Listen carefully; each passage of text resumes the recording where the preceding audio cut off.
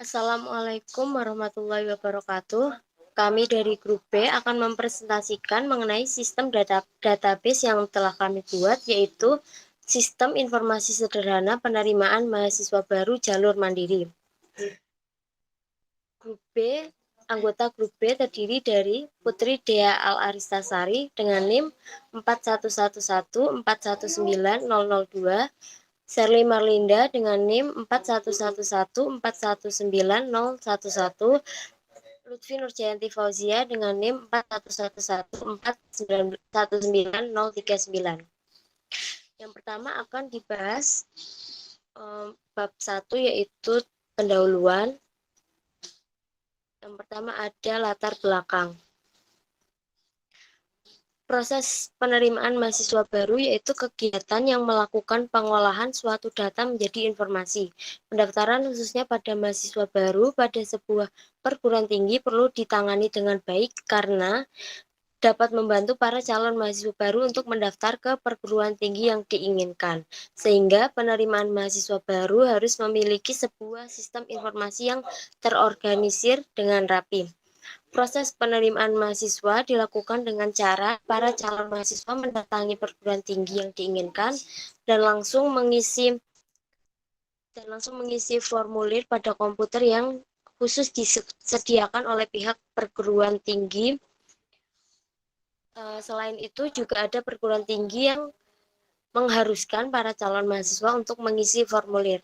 Nah, untuk menyelesaikan masalah tersebut, kami membuat suatu sistem informasi dengan judul Sistem Informasi Sederhana Penerimaan Mahasiswa Baru Jalur Mandiri, yaitu suatu sistem informasi penerimaan mahasiswa berbasiskan web sebagai media untuk memudahkan para calon mahasiswa untuk mendaftar di perguruan tinggi yang diinginkan, serta memudahkan para perguruan tinggi untuk menggunakan sistem penerimaan berbasis web.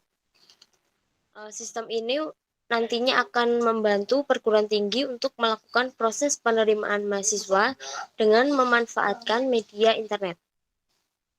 Yang kedua ada rumusan masalah. Berdasarkan latar belakang yang telah dibahas, maka dapat dirumuskan bahwa masalahnya adalah sebagai berikut. Yang pertama, apa yang dimaksud dengan database. Yang kedua, apa yang dimaksud dengan MySQL. 3. Apa yang dimaksud dengan DFD dan IRD. 4. Apa yang dimaksud dengan PHP-MyAdmin. 5. Apa yang dimaksud dengan bahasa pemrograman HTML. Dan 6. Bagaimana membuat sistem informasi penerimaan mahasiswa baru. Tujuan dari pembuatan sistem ini adalah untuk mengetahui tentang database dan pemrograman dalam membuat informasi penerimaan baru. Kemudian ada batasan masalah. Begitu banyak proses sebuah sistem penerimaan mahasiswa baru, maka dalam pembahasan kali ini kami hanya membahas alur penerimaan mahasiswa baru pada jalur seleksi mandiri. Kemudian kita akan beralih pada bab selanjutnya, bab kedua, yaitu landasan teori yang akan dibahas oleh Sherly Marlinda.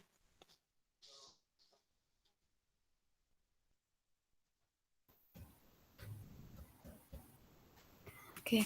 Nah, di sini saya Sherly Marlinda dengan NIM 41114190011 akan menjelaskan di bab 2, yaitu mengenai landasan teori. Nah, sistem yang kami buat ini berlandaskan teori yang pertama, yaitu ada database.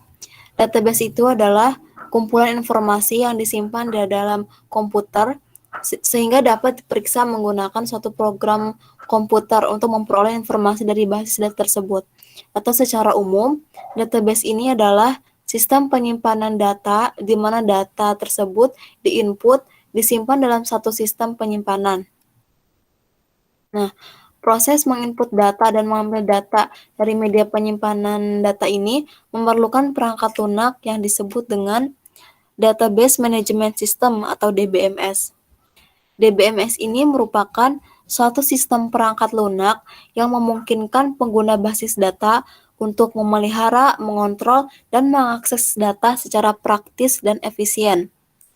Tujuan penggunaan DBMS ini adalah untuk menghindari kekacauan dalam hal pengolahan data yang jumlahnya besar. Kemudian, ada dua jenis bahasa komputer yang dapat digunakan dalam berinteraksi dengan DBMS, yaitu yang pertama DDL atau Data Definition Language, digunakan untuk menggambarkan desain dari basis data secara keseluruhan, mulai dari membuat tabel baru, memuat indeks, maupun mengubah tabel.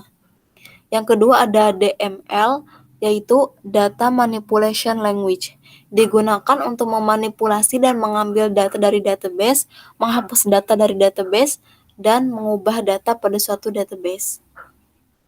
Kemudian selain database, ada juga MySQL.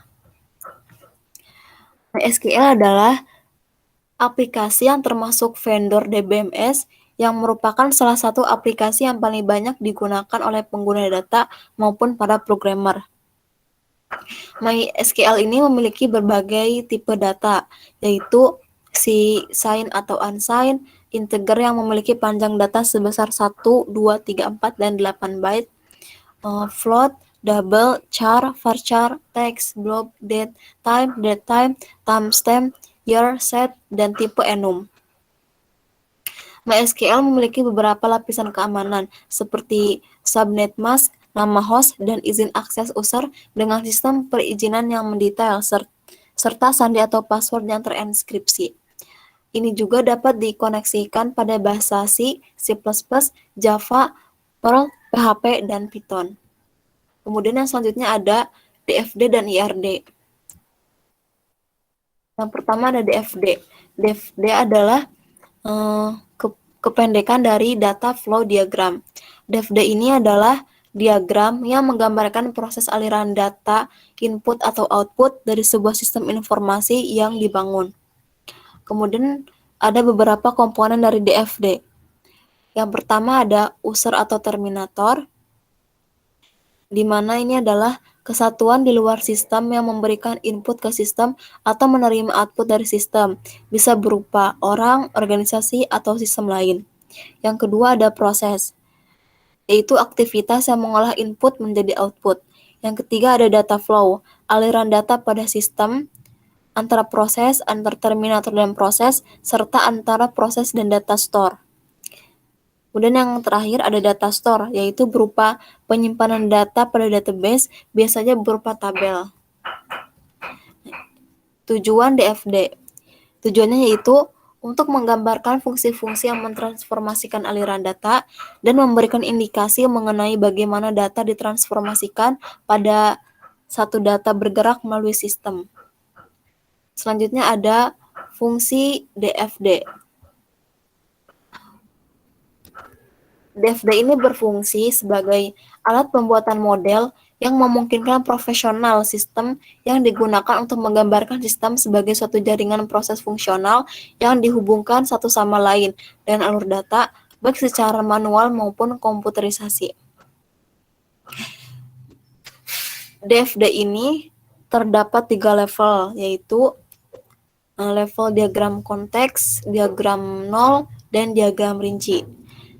Diagram konteks ini diagram yang menggambarkan satu lingkaran besar yang dapat mewakili seluruh proses yang terdapat dalam suatu sistem. Dan diagram konteks merupakan tingkatan tertinggi dalam DFD dan biasanya diberi nomor 0. Yang kedua ada diagram 0 atau 0 atau yang disebut dengan diagram level 1. Merupakan satu lingkaran besar yang mewakili lingkaran-lingkaran kecil yang ada di dalamnya. Diagram 0 ini merupakan pemecahan dari diagram konteks ke diagram 0. Kemudian,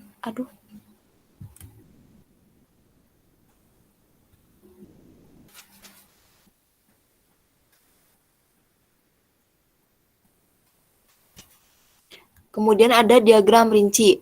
Ini merupakan diagram yang menguraikan proses apa yang ada di dalam diagram 0.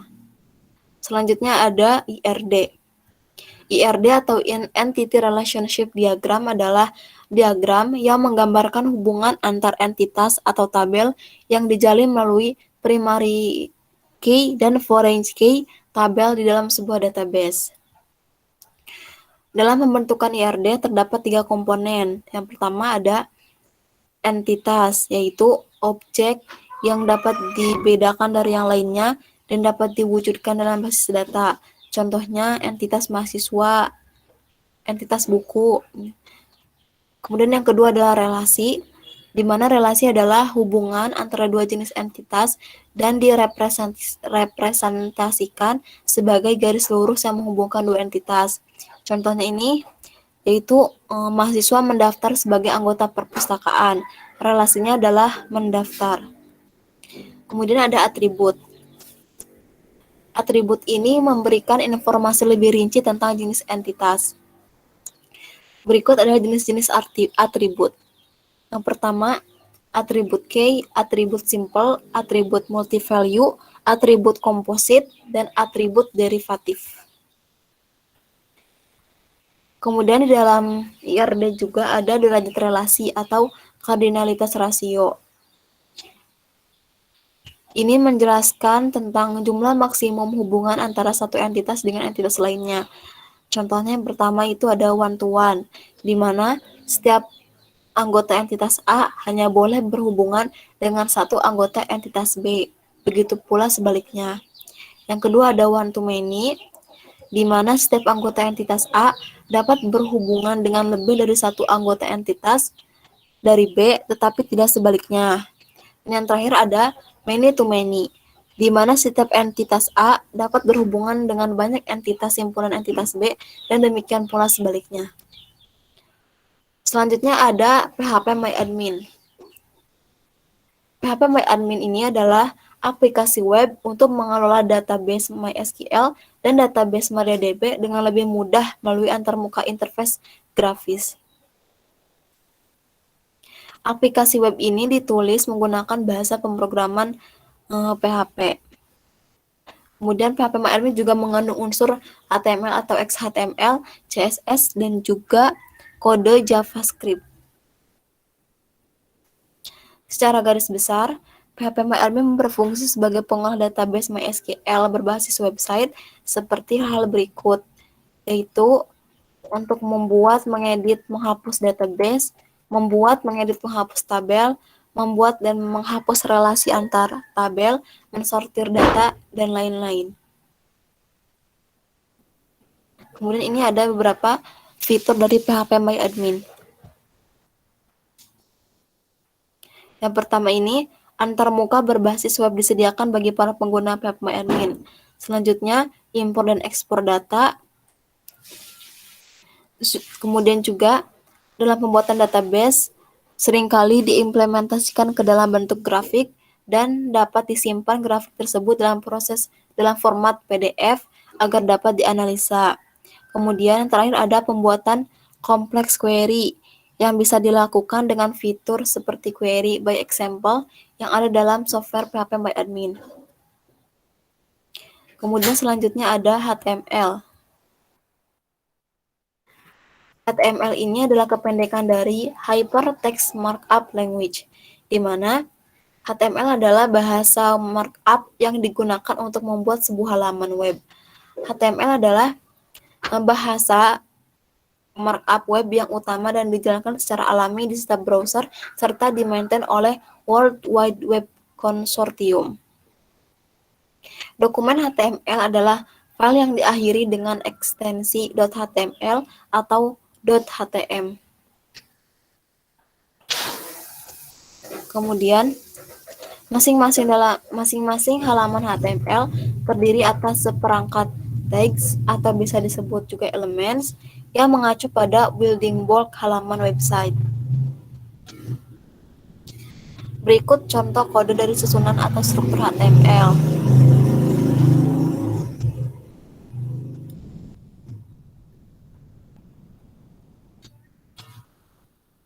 Next. Pengertian tag HTML dan fungsinya. Tag HTML memiliki dua tipe utama, yaitu block level dan inline tags. Elemen block level memaknai semua space yang tersedia elemen block level memakai semua space yang tersedia dan selalu membuat line baru di dalam dokumen. Contohnya yaitu dari tag block adalah heading dan paragraph. Yang kedua ada elemen inline, hanya memakai space sesuai dengan kebutuhannya dan tidak membuat line baru di halaman. Contohnya yaitu link dan emphasis strings.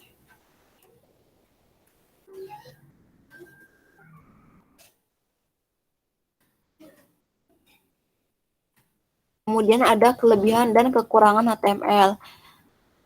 Di antaranya ada bahasa yang digunakan secara luas dan memiliki banyak sumber serta komunitas yang besar. Kemudian ada juga open source dan sepenuhnya adalah gratis, bahasa markup yang rapi dan konsisten. Mudah diintegrasikan dengan bahasa backend seperti PHP dan Node.js. Namun kekurangannya yaitu HTML tidak memungkinkan user untuk menjalankan logik. Alhasil, semua halaman web harus dibuat terpisah meskipun menggunakan elemen yang sama seperti header dan footer. Fitur-fitur baru juga tidak bisa digunakan secara cepat di sebagian browser. Nah, kita beralih ke bab 3 yaitu pembahasan. Di sini ada deskripsi sistem penerimaan mahasiswa baru, yaitu analisa kasus. Sehubungan dengan kegiatan penerimaan mahasiswa baru, UNES menyediakan beberapa jalur masuk perguruan tinggi. Salah satunya yaitu jalur seleksi mandiri. Dapat diketahui bagaimana rumitnya dari proses penerimaan mahasiswa baru. Maka dari itu, perlu adanya suatu penanganan untuk mengolah data-data yang tersedia atau diolah di perguruan tinggi tersebut. Data-data yang diolah biasanya mengenai pendaftaran peserta, proses tes seleksi, hasil pengumuman seleksi, dan daftar ulang. Dalam pembahasan kali ini, penulis membatasinya hanya pada sistem penerimaan mahasiswa jalur seleksi mandiri dari pendaftaran awal sampai daftar ulang saja. Di sini ada proses penerimaannya yaitu yang pertama, setiap calon mahasiswa diwajibkan mengisi formulir identitas diri. Yang kedua, calon mahasiswa mengikuti ujian seleksi berupa tes tertulis atau tes keterampilan seni atau olahraga. Yang ketiga, pengumuman hasil ujian seleksi. Dan yang terakhir, daftar ulang mahasiswa yang lolos ujian seleksi. Selanjutnya ada enterprise.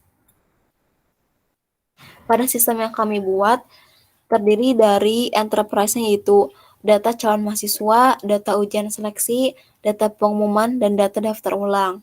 Kemudian ada entitas, yaitu calon mahasiswa, ujian seleksi, pengumuman, dan daftar ulang. Untuk atributnya sendiri yaitu entity calon mahasiswa, ada nama, nomor pendaftaran, pilihan prodi, dan seterusnya. Entity ujian seleksi ada nama, nomor pendaftaran, pilihan prodi, tes tertulis, dan tes keterampilan. Ada entity pengumuman, yaitu nama, nomor pendaftaran, hasil nilai tes, keputusan penerimaan, dan prodi yang diterima. Yang terakhir ada entity daftar ulang. Di antaranya ada nama, tanggal lahir, tempat lahir, dan seterusnya. Selanjutnya, sistem yang kami buat ini ada DFD atau data flow diagram. Yang pertama ini ada diagram konteksnya atau di level 0. Pada diagram konteks ini, itu level 0.0 berupa sistem penerimaan mahasiswa baru jalur SM UNES. Terdapat dua user, yaitu user calon mahasiswa dan panitia seleksi. Nah, di sini calon mahasiswa baru memberi input ke sistem berupa data pendaftaran, data ujian seleksi, dan data daftar ulang. Kemudian sistem memberi input ke panitia seleksi berupa info pendaftaran, info ujian seleksi, dan info daftar ulang. Kemudian panitia seleksi memberi output ke sistem berupa data pengumuman hasil ujian seleksi. Yang terakhir, sistem memberi output ke calon mahasiswa yaitu berupa info pengumuman hasil ujian seleksi. Selanjutnya, dari DFD ini ada diagram turunan atau level 1. Di sini ada level 1.1, level 1.2, level 1.3, dan yang terakhir level 1.4. Usernya masih sama, yaitu calon mahasiswa dan panitia seleksi. Nah, di sini calon mahasiswa memberi input ke level 1.1 yaitu pendaftaran berupa mengisi identitas diri. Datanya ini disimpan di dalam storage berupa data identitas diri. Selanjutnya, level 1.1 memberikan output ke panitia seleksi berupa informasi pendaftaran. Selanjutnya, calon mahasiswa memberi input ke level 1.2 ujian seleksi berupa mengisi tes tertulis atau tes keterampilan. Kemudian datanya ini disimpan di storage, yaitu data tes tertulis atau tes keterampilan. Selanjutnya, level 1.2 memberi output ke panitia seleksi berupa informasi ujian seleksi.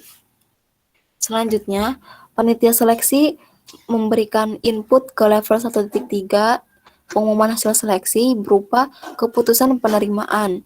Datanya ini disimpan di dalam storage berupa data hasil seleksi.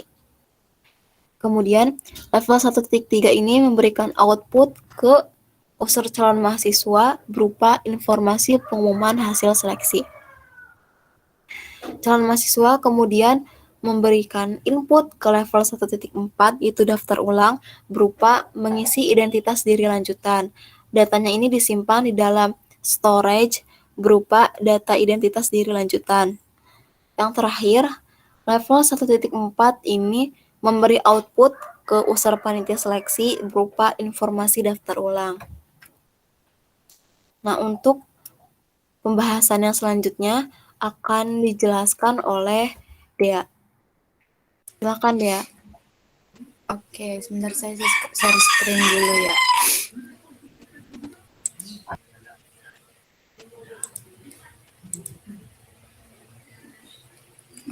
Udah kelihatan ya share screen-nya?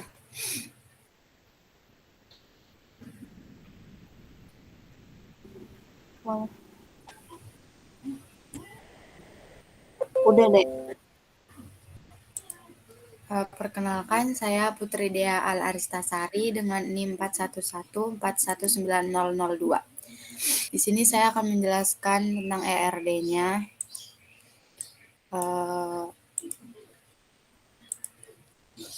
Ini ERD dari kelompok kami. Yang pertama itu ada entitas calon mahasiswa.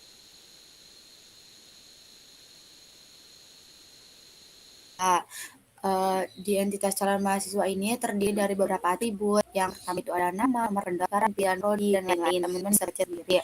Untuk atribut nama ini menggunakan atribut komposit, yaitu yang udah dijelasin oleh Shirley bahwa atribut komposit itu atribut yang bisa dipecah lagi oleh atribut lainnya gitu.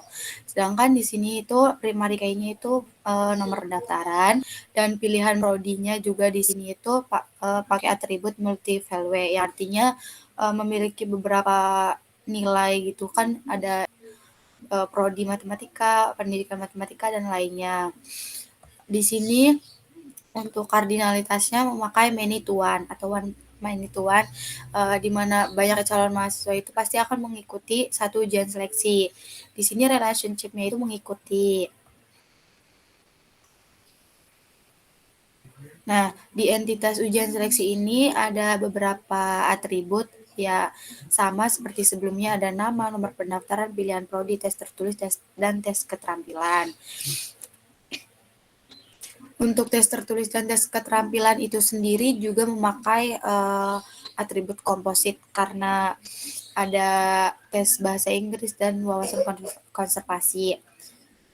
Kemudian relationship untuk entitas selanjutnya yaitu entitas pengumuman seleksi, ada kardinalitas one to one, di mana ujian seleksi ini pasti akan mendapatkan satu pengumuman seleksi untuk setiap mahasiswanya itu sendiri. Di sini di entitas pengumuman seleksi juga ada atribut nomor pendaftaran, nama, hasil nilai tes keseluruhan, keputusan penerimaan, dan prodi yang diterima. Di sini keputusan penerimaan itu menggunakan komposit karena ada 2 keputusan, pasti lulus seleksi ataupun tidak lulus seleksi. Dan untuk yang lulus seleksinya ini, dia akan melakukan relationship untuk melakukan daftar ulang. Di daftar ulang itu sendiri terdapat berapa banyaknya atribut gitu. Dapat dilihat ya, ada nama, alamat, nomor pendaftaran, email, nomor handphone, dan lain sebagainya. Di sini memakai atribut, ada yang memakai atribut komposit, terus ini primary key-nya, terus kalau email dan handphone itu kan banyak banget, setiap orang beda-beda, jadi kita pakai multi value. Nah,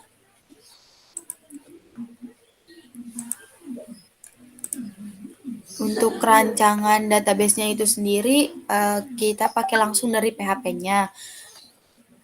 Ini dari gambarnya itu udah dapat dilihat ya, di tabel terdapat 4 tabel tuh. Ada tabel calon mahasiswa. Nih, teman-teman. Ini. Di sini kelompok B ini udah buat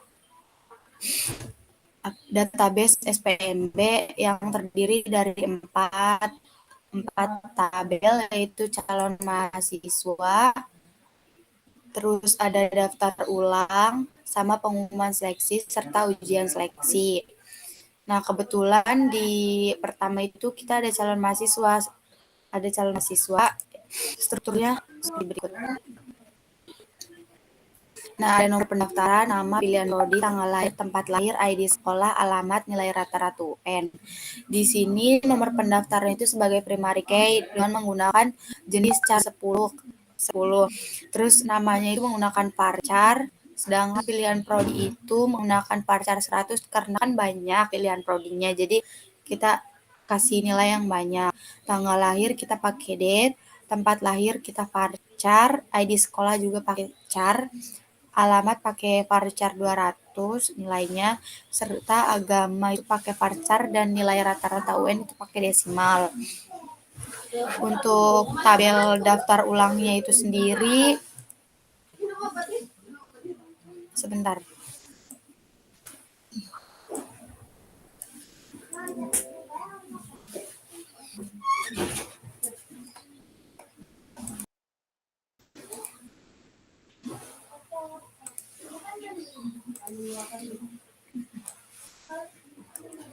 Ini untuk daftar ulang. Karena di PHP itu kan pakainya abjad, jadi harusnya habis calon mahasiswa itu kita ngelakuin ujian seleksi kan calon mahasiswanya. Nah, ini strukturnya. Ada nomor pendaftaran, nama, pilihan prodi, tes tertulis, tes keterampilan, sama kode seleksi. Di sini primary key-nya itu kode seleksi, karena nomor pendaftaran itu udah dipakai di primary key tabel calon mahasiswa. Jadi di sini nomor pendaftaran itu sebagai foreign key. Terus untuk selanjutnya yaitu tabel pengumuman seleksi.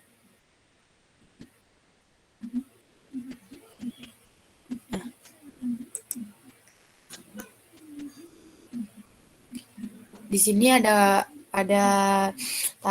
labelnya itu ada kode seleksi, nomor pendaftaran, nama, hasil nilai tes keseluruhan, keputusan penerimaan prodi yang diterima, serta kode daftar ulang. Nah, di sini kode daftar ulangnya itu pakai auto increment. Jadi langsung misalnya habis 1 langsung 2 gitu. Jadi berurutan gitu. Dan ini sebagai primary key-nya. Selanjutnya ada tabel daftar ulang.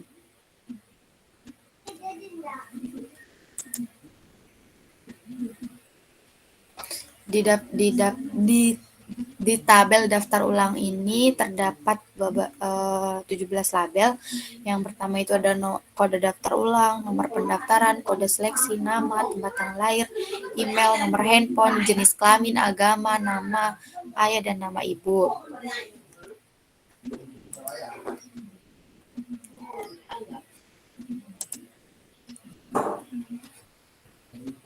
teman-teman dapat lihat sendiri ya, ini tuh jenisnya pakai integer, char, dan lain sebagainya. Di sini jenis kelamin kita pakainya enum. Selanjutnya yaitu ini sebenarnya dari hasil screenshot yang tadi dipindahkan ke Word hasilnya.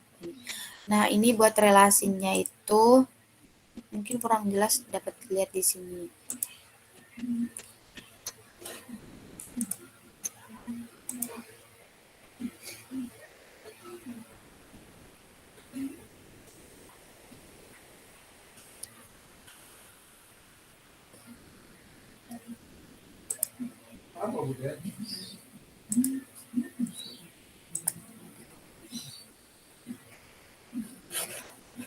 Di sini aja nih.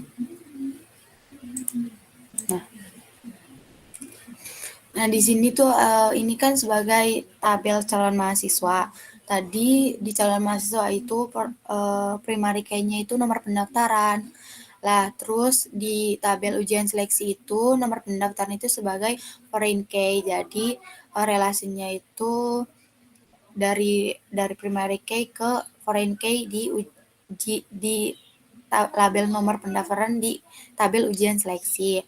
Nah, di tabel ujian seleksi itu sendiri primary key-nya itu kode seleksi, sedangkan di tabel pengumuman seleksi itu kode seleksi itu sebagai foreign key. Jadi direlasikan dari primary key kode seleksi di tabel ujian seleksi ke tabel pengumuman seleksi. Nah, di pengumuman seleksi itu sendiri kode daftar ulang itu sebagai primary key. Jadi bukan kode seleksi lagi, tapi kode daftar ulang. Nah, di tabel daftar ulang itu, kode daftar ulang itu bukan primary key, tapi foreign key. Sedangkan primary key-nya itu di nomor. Nah, selanjutnya coding yang digunakan itu dari kelompok B itu sendiri menggunakan coding yang terdapat, maksudnya menggunakannya di aplikasi VS Code dan menggunakan CSS serta JavaScript. Di sini sesuai seperti tadi Sherly bilang bahwa yang pertama itu ada PHP. Nah, itu sebagai pemberitahuan bahwa itu adalah ya apa ya, pembukaan awal dari coding ini. Nah, terus ini include itu maksudnya nanti filenya itu pakai konfigurasi.php serta ini tuh adalah tutupan dari yang ini nyambung. Untuk doctype HTML itu sendiri perintah kode HTML-nya.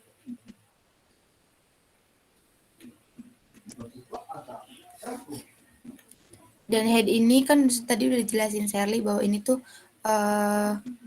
sebuah elemen untuk mempresentasikan isinya tuh apa aja gitu, bakal ada apa aja gitu. Nah, kalau ini sendiri dari CSS dan JavaScript sendiri.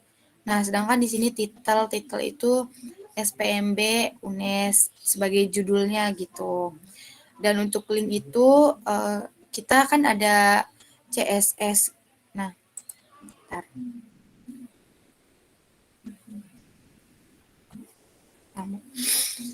Jadi dari CSS itu sendiri bisa langsung digunakan buat pembuatan coding HTML itu. Nah, langsung ditaruh di sini linknya, nggak apa-apa. Ini sama aja sih, ada yang pakai JavaScript gitu. Nah, ini VS Code-nya.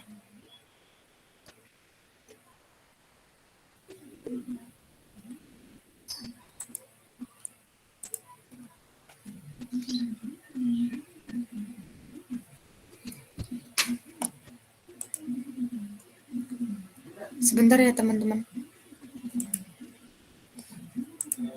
Ya deh.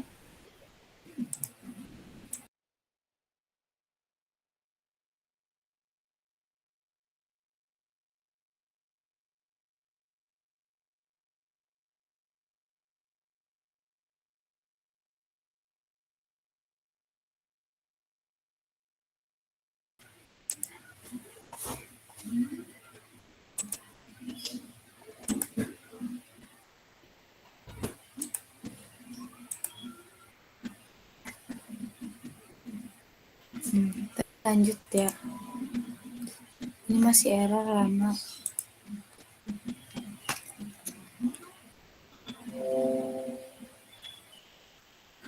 Sedangkan untuk bodinya itu sendiri sebagai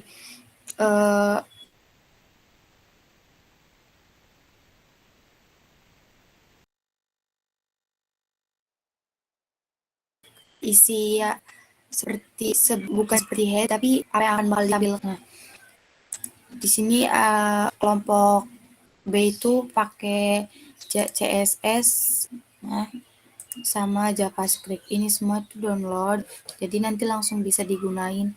Tinggal kita ganti codingnya itu sesuai sama sistem informasi kita.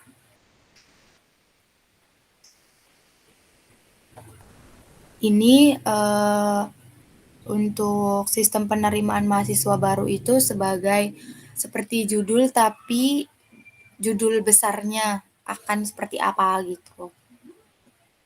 Terus ini card itu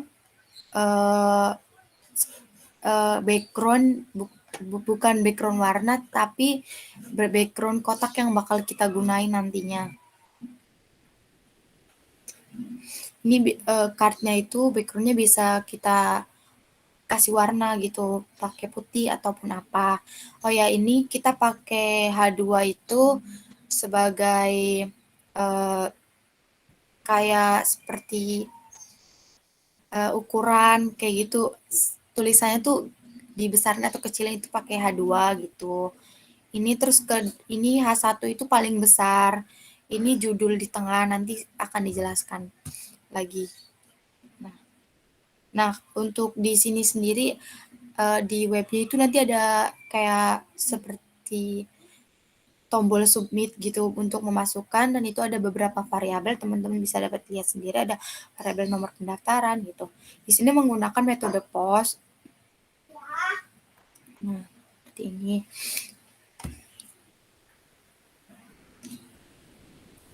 Untuk query sendiri setelah kita udah kita masukkan nih misalnya nama serta dan yang lainnya, itu pasti nanti akan diseleksi dari tabel calon mahasiswa itu ke nomor pendaftaran. Misalnya dari nomor pendaftaran udah ngetik tuh nomor pendaftarannya berapa. Nah, nanti pasti akan di query atau eksekusikan ke ini nih, ke nomor pendaftaran yang bagian nanti di HTML-nya menggunakan kode pos. Metode pos maksudnya.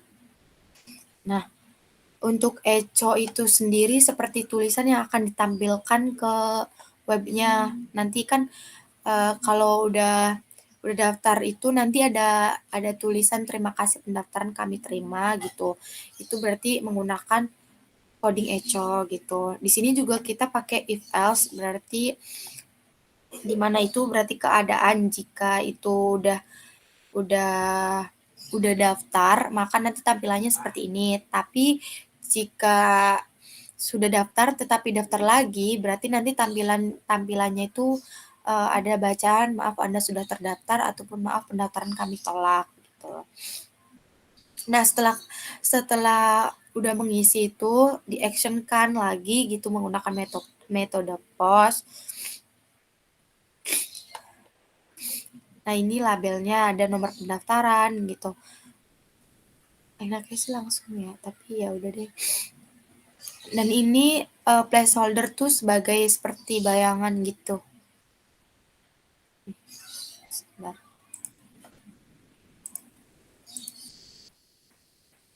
Biar jelas nih.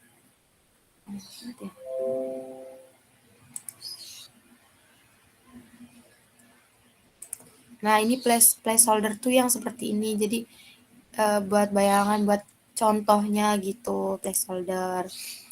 Selebihnya sama sih, tinggal dari di sini copy, terus tinggal diganti dari namanya itu jadi apa gitu, dari nomor pendaftaran ke nama sesuai sama isi tabelnya tuh apa aja gitu.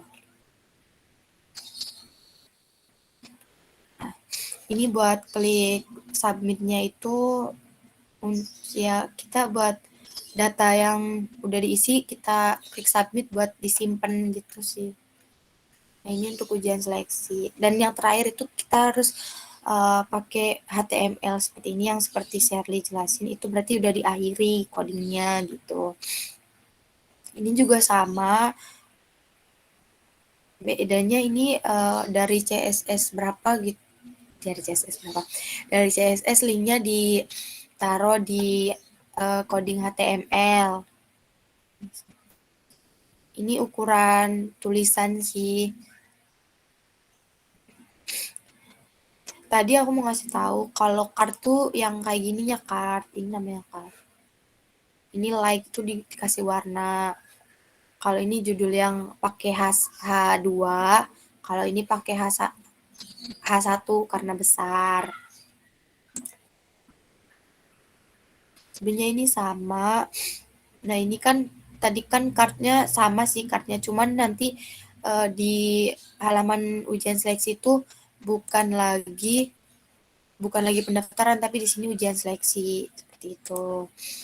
Ini akan di ujian seleksi itu ada beberapa soal. Kelompok kami membuat 4 soal, di mana variabel pertama itu kita misalnya si pengguna udah menjawab gitu, nanti akan ditaruh di data yang nomor satunya itu. Tes tulis itu awalnya nilainya 0 dan tes keterampilan itu awalnya 0 juga. Nah, ini soal pertama misalnya tes pertama, soal pertama tuh betul, berarti hasilnya tuh ditambah 25 ditaruh di tes tertulis ini gitu. Nomor 2 juga termasuk tes tertulis, jika betul berarti ditambah 25. Nomor 3 termasuknya tes keterampilan, berarti taruhnya di variabel tes keterampilan. Nah, variabel jumlah nilai itu nanti dari variabel tes keterampilan ditambah tes keterangan.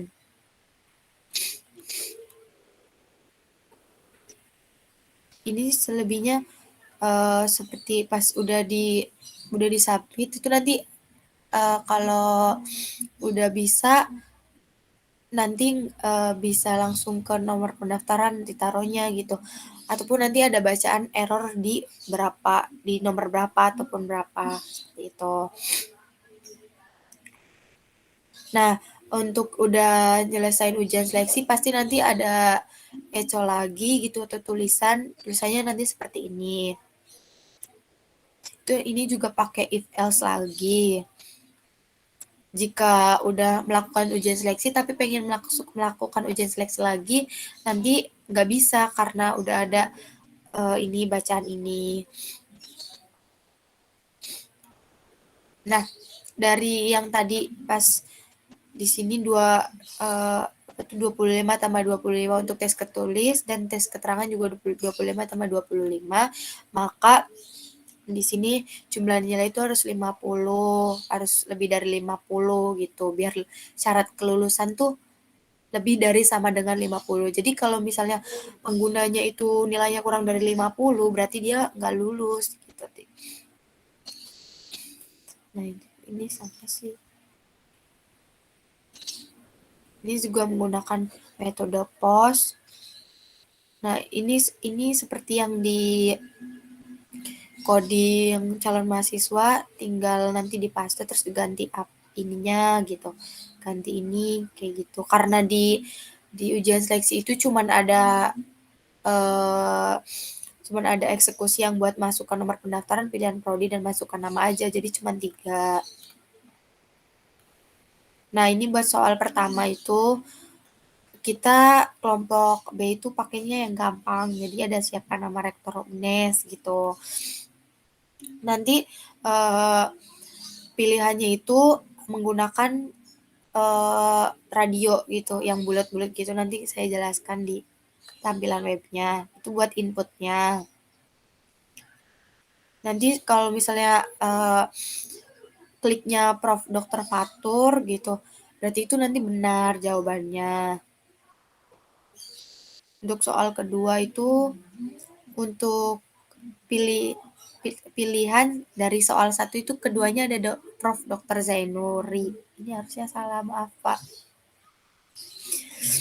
Nah, ini soal kedua sama sih sistemnya seperti sistem codingnya sama seperti soal 1, hanya saja ininya diganti soal. Nah, ini untuk soal ketiga itu ke tes keterampilan. Di sini kelompok 5 pakainya yang mudah aja, langsung aja apakah pernah mengikuti kompetisi olahraga atau apa gitu. Dan jawabannya itu untuk jawaban benar itu iya, dan untuk jawaban salah itu tidak. Untuk jawabannya itu sendiri nanti dapat poin 25. Kalau tidak berarti tidak dapat gitu sih. Nomor 4 sama juga kayak nomor 3. Nah, untuk setelah menjawab pasti kan ada tombol submit atau butonnya gitu.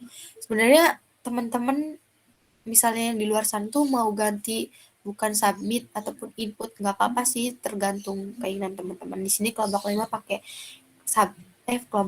kelompok B pakai submit bacaannya. Terus diakhiri sama kode HTML. Ini pengumuman seleksi sama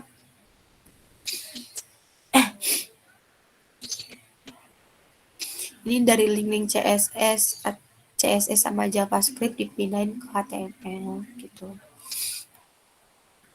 Nah, itu tetap karena kita itu sistemnya sistem penerimaan mahasiswa baru, jadi di sini tetap pakai sistem penerimaan mahasiswa baru.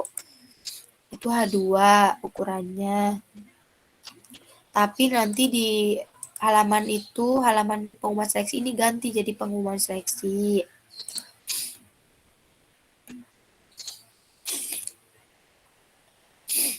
Nah, itu nanti di pengumuman seleksi itu ada label masukkan nomor pendaftaran sama nama aja sih untuk di pengumuman seleksi. Kemudian nanti ada setelah masuk nomor pendaftaran sama nama, itu nanti ada buton submit cek kelulusan. Kelompok B ini submitnya itu diganti jadi cek kelulusan.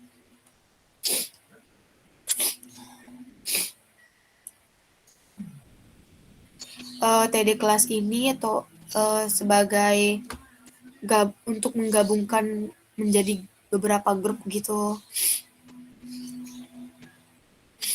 Nih, sebenarnya sama, tinggal di copy terus diganti ya aja sih. Nah, untuk kalau semisalnya lulus itu nanti ada bacaan selamat Anda dinyatakan lolos seleksi gitu. Nggak pakai eco, kelompok B nggak pakai eco tapi pakainya ukuran tulisan gitu. Sedangkan untuk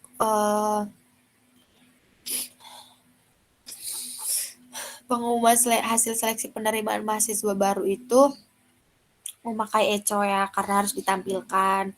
Ada nomor pendaftarannya, nama, terus nilainya tuh berapa ya, nilainya tuh misal 25 atau 50, 75 gitu harus ditampilin. Jadi pakainya eco. Terus ada nilai tes keseluruhan, terus program studi apa yang diterimanya. Lah, ini tuh esrow itu dolar esrow. Ini tuh variabel dari kolom prodi yang diterima. Nanti diambilnya dari program studi yang diterima itu diambil dari data di variabel kolom program studi yang diterima. Misalnya seperti tadi yang udah jelasin bahwa hasilnya itu kurang dari 50, maka nanti munculnya tuh maaf Anda dinyatakan tidak lolos gitu. Atau misalnya teman-teman pengguna tuh salah memasukkan nomor pendaftaran atau nama, nanti pasti muncul tulisannya tuh maaf terjadi kesalahan data yang tidak valid atau apapun itu. Nah, untuk kode daftar ulang, ini variabel-variabel yang tadi udah ada di codingan calon mahasiswa, di copy aja ke sini, tinggal ditambahin beberapa variabel yang diperlukan untuk coding daftar ulang.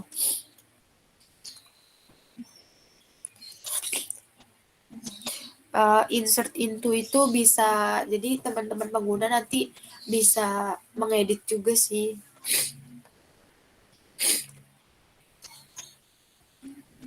Ini ini sama link-link dari CSS disambungin gitu.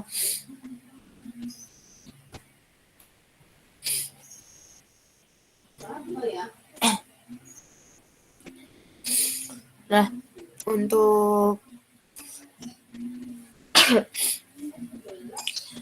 misalnya nih teman-teman pengguna tuh udah melakukan daftar ulang ataupun udah melakukan, pasti nanti tampilannya ada yang terima kasih pendaftaran kami terima, ataupun maaf Anda sudah melakukan daftar ulang gitu. Untuk variabel insert name itu sendiri bisa dari nomor dari label nomor gitu untuk ke daftar ulang. Jadi di sini kelompok 5 tuh buat NIM-nya tuh dari label nomor sama daftar ulang tuh terus dijadiin satu gitu. Ini juga sama seperti sebelum-sebelumnya, tinggal di copy dari codingan, bisa dari codingan calon mahasiswa, terus tinggal diganti ininya, nama labelnya apa. Untuk daftar ulang ini nggak pakai placeholder, jadi nggak pakai bayangan ataupun contoh.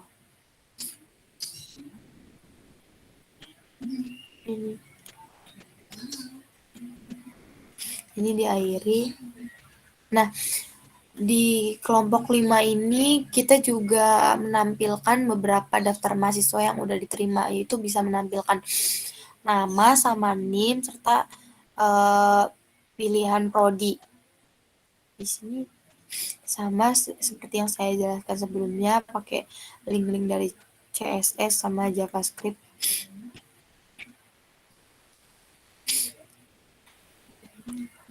Nah, ini tuh TH call tuh kolom nomor gitu, berapa kolom nomor tuh diisinya sama siapa aja, nomor berapa aja, terus NIM-nya berapa, namanya siapa aja yang diterima itu, sama program studi. Nah, udah sih, nanti diakhiri ini tuh datanya tuh dari variabel data yang udah sebelumnya di daftar ulang di variabel daftar ulang ini diambil datanya. Nah, untuk mengkoneksikan dari HTML ke database itu pakai koneksi ini. Sebenarnya ini kan nomor, tetapi saya dan teman-teman saya ganti pakai localhost aja sih. Untuk koneksi database itu sendiri cuman bisa buat yang satu jaringan. Jadi misalnya saya pakai WiFi A, teman saya pakai WiFi B. Nah, yang bisa berarti itu nggak bisa mengisi, kecuali kalau teman saya pakai WiFi A itu bisa ngisi. Nah, ini langsung webnya ya teman-teman. Nah, ini webnya itu teman-teman bisa langsung http localhost spmb. Nah, tadi saya udah. Nah, ini misalnya nomor pendaftarannya tuh 04. Karena sebelumnya saya tuh dan teman-teman kelompok saya sudah mencoba memasukkan data. Sebentar. Misalnya namanya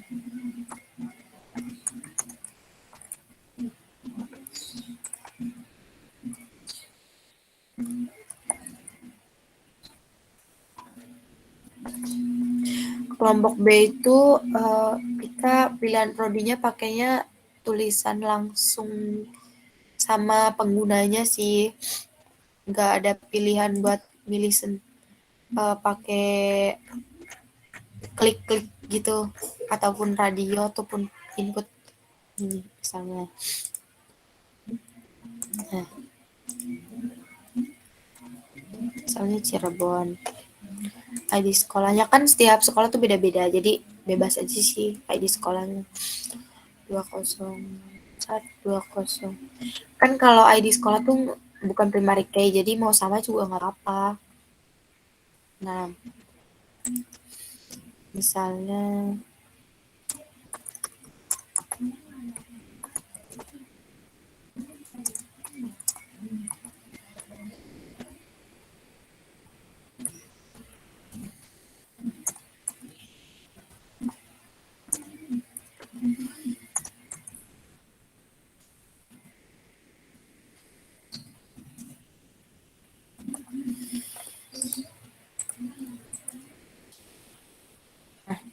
kalau udah diisi, penggunanya tuh udah ngisi pendaftaran calon mahasiswa ini, tinggal diklik submit deh. Nah, kalau udah ada bacaan seperti terima kasih pendaftaran kami terima, catat nomor pendaftaran Anda, berarti nomor pendaftaran yang tadi itu harus diingat oleh pengguna, dan ini langsung lanjut ke halaman ujian seleksi. Di sini infonya tuh memakai warna hijau ya, hijau tapi nggak hijau banget. Nah, langsung aja klik ke ujian seleksi. Oh ya, ini tadi itu, ini SPMB Unis itu sebagai titel ya, titel. Nah, ini linknya. Karena tadi nomor pendaftarannya ini, dan namanya ini, serta pilihan prodinya itu elektro. Di sini kelompok B itu ya memakai soal yang cukup mudah, tapi buat teman-teman di luar sana kalau misalnya mau ngikutin pembuatan sistem penerimaan mahasiswa baru, tapi ininya diganti, nggak apa-apa sih, bebas. Maaf nih, nah misalnya ini.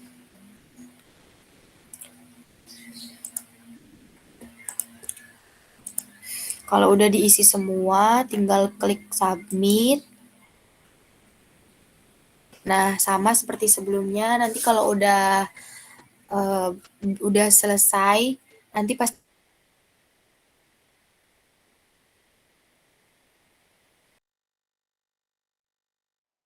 akan muncul bacaan seperti ini. Ini namanya eco. Seperti tadi di codingan tuh, di pengumuman seleksi itu cuma memasukkan nomor pendaftaran sama nama aja sih. Lulusan. Nah, karena tadi kelompok B itu untuk yang lulus seleksi itu yang nilainya tuh harus sama dengan 50, lebih dari sama dengan 50 ke atas, berarti dia lulus seleksinya gitu. Nah, ini karena tadi juga program studinya juga cuma satu, jadi diterimanya di teknik elektro yang tadi sudah di input. Nah, ini bisa langsung ke halaman daftar ulang gitu. Ataupun kalau misalnya teman-teman pengguna lainnya mau daftar ulangnya nanti berarti teman-teman bisa langsung linknya ini, terus langsung klik ini aja sih. Nah, kita langsung nih. Nah, ini halaman daftar ulangnya. Cepat aja ya.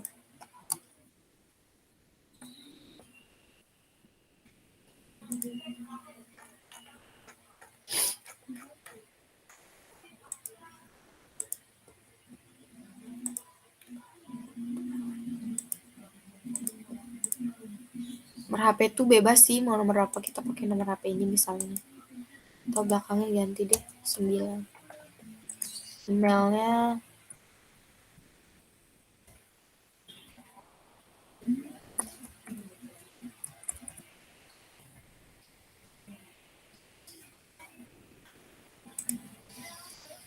alamatnya agama Islam, nama ayah Putra, nama ibu Putri. Misalnya karyawan aja. Penghasilan ayah tuh karena pakainya desimal waktu di local host-nya, jadi nggak bisa pakai RP gitu langsung aja. Misalnya 9 juta. 1, 2, 900.000 aja. Nah, ini udah diisi semua tuh. Tinggal di submit deh. Nah, ini berarti pendaftaran daftar ulangnya tuh udah diterima. Nah, kalau kita misalnya penggunanya tuh pengen tahu daftar ulangnya tuh yang udah daftar ulang tuh siapa aja gitu, bisa dilihat di halaman daftar mahasiswa. Nah, ini ada sebelumnya kelompok B itu udah nyoba pakai nama-nama ini dan tadi karena udah berhasil juga dan ini namanya. Ini berhasil didaftar ulang. Selanjutnya pengguna tuh bisa langsung keluar gitu setelah itu. Nah, kita cek tuh datanya tuh kesimpan nggak sih di PHP My Admin-nya. Dan ternyata, nah, calon mahasiswa. Tara! Ya ini ya teman-teman, datanya tuh udah kesimpan. Oh ya, sebelumnya tuh kelompok B udah nyoba pakai nama Alinsa Embun. Tapi karena Alinsa Embun ini dia tuh nggak diterima, berarti nanti di tabel daftar ulang tuh dia nggak bakal ada nama Alinsa Embun gitu.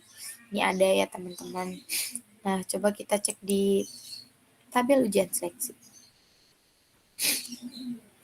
Nah, ada juga nih namanya, nomor pendaftarannya ini.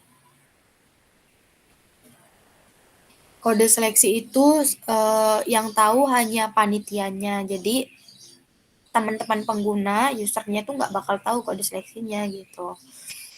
Dia si pengguna itu user dia harus menghafalkannya nomor pendaftaran aja. Coba kita ke pengumuman seleksi. Ini ada, nih hasilnya tuh udah 75 kan, seperti tadi yang udah ditampilin di halaman webnya, ini juga hasilnya 75. Nah, keputusan penerimaan itu kan karena diterima berarti hasilnya 1 gitu. Ini sih. Udah.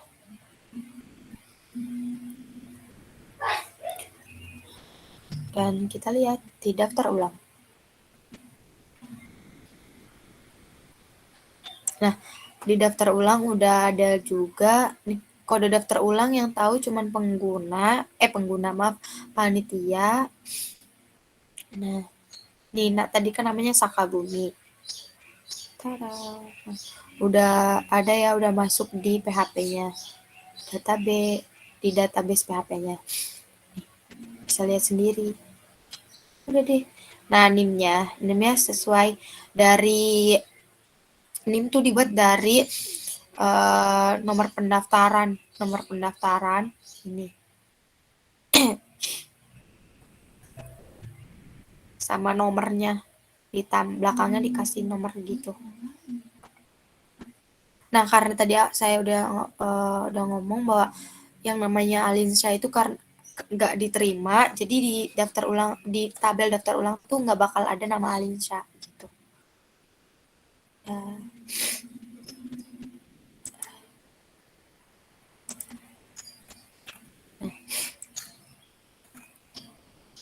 Nih, seperti ini.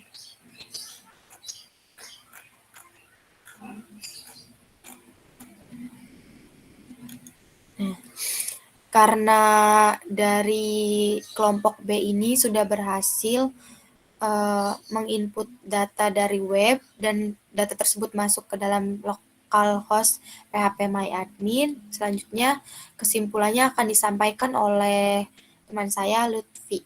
Terima kasih.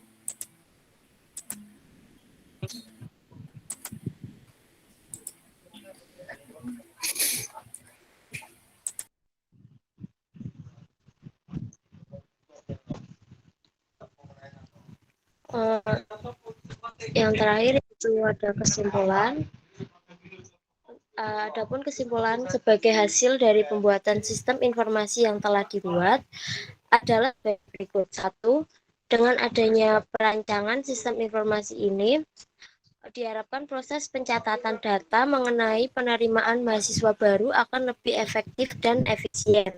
Yang kedua, perancangan sistem informasi ini akan dapat membantu untuk memperbaiki kesalahan pada penulisan data. Yang ketiga, perancangan sistem informasi ini diharapkan akan dapat membantu perguruan tinggi dalam proses penerimaan mahasiswa baru agar lebih efektif. Kemudian, saran, berdasarkan kesimpulan di atas, maka ada beberapa saran yang ingin kami berikan sebagai bahan masukan untuk menyempurnakan sistem yang telah dibuat, yaitu 1. Dengan adanya komputerisasi maka perlu adanya operator. Dalam hal ini, bagian administrasi penerimaan mahasiswa baru harus pandai teliti dalam mengoperasikan, harus disesuaikan dengan aturan dan sumber daya manusia agar tercipta keoptimalan kerja, serta perlu adanya inovasi dalam pemanfaatan teknologi secara baik. 3. Agar perancangan sistem informasi dapat dikembangkan lebih lanjut untuk membuat sistem yang lebih kompleks sesuai dengan kebutuhan dan mendapat hasil yang maksimal. Demikian presentasi dari grup B mengenai sistem sederhana penerimaan mahasiswa baru mandiri. Mohon maaf apabila terdapat kesalahan ataupun kekurangan. Terima kasih. Wassalamualaikum warahmatullahi wabarakatuh. Waalaikumsalam warahmatullahi wabarakatuh.